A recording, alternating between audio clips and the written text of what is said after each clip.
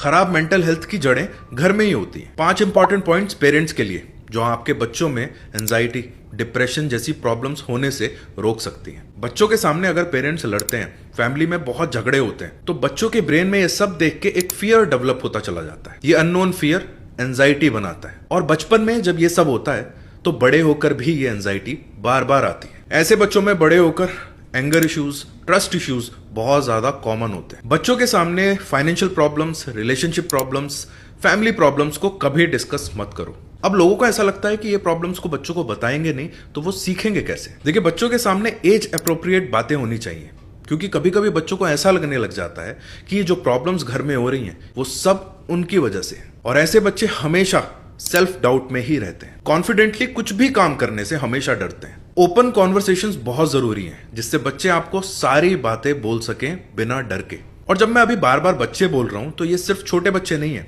18 साल, 20 साल, 22 साल के यंग अडल्ट्स की बातें भी हो रही हैं। एग्जाम्पल के तौर पे कभी कभी पेरेंट्स बोल देते हैं कि तुमने हमें बहुत टेंशन दी हुई है, तुम्हारी ही वजह से ये सब हुआ है। तो ऐसे बच्चे फिर प्रॉब्लम्स को छुपाने लग जाते हैं, अपने इमोशंस शेयर नहीं करते। और आजकल के बच्चे कुछ अलग ही सेंसिटिव हैं। इतने यंग बच्चों के सुसाइड करने के केसेस अब आते हैं जो पहले कभी नहीं थे। तो एक बहुत इंपॉर्टेंट बात है कि जिन पेरेंट्स से बच्चे अपनी सारी बातें शेयर कर लेते हैं वो कभी भी इस तरह के स्टेप्स नहीं लेते हैं। ओवर प्रोटेक्शन नहीं होनी चाहिए कि एज ए पेरेंट बहुत डर बना रहता है कि बच्चे कुछ गलत ना कर लें, हमें बताना जरूरी है हर बात।